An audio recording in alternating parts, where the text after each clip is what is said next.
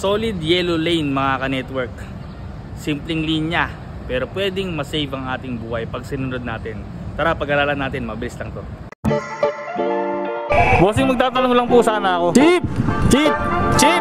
Magtatanong lang sana ako. Magtatanong lang sana. Alam eh. Sige po. Traffic enforcement 3. Traffic enforcement 3. Kuya Bobby. Una mga ka-network, pag-aralan muna natin. Ano ang solid yellow lane? Mga ka-network, ang solid yellow lane, usually ang rules lang naman nun ay bawal kang mag-overtake.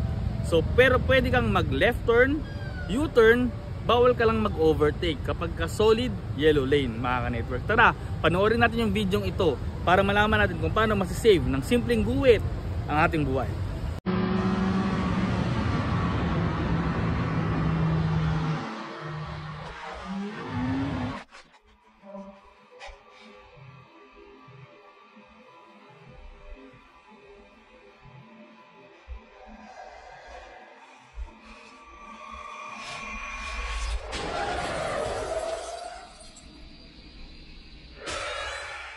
Yan, so ka-network, napanood natin yung video.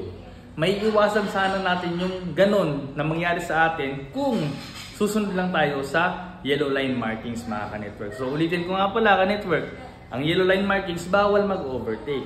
U-turn lang or pupunta ka sa left or sa right mo ka-network.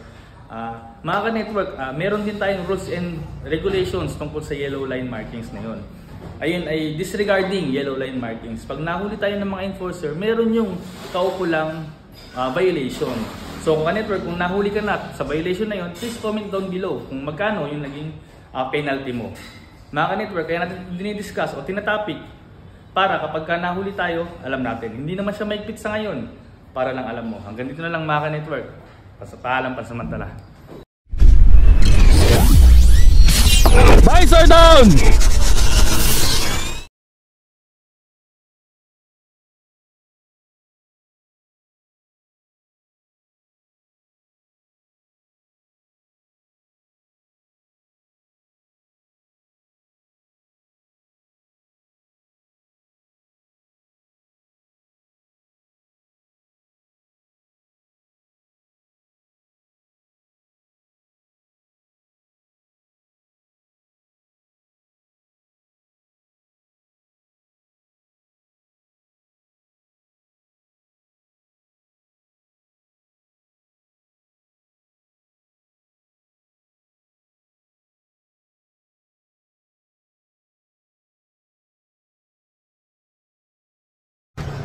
Hi mga ka-network! Shout out Visor down!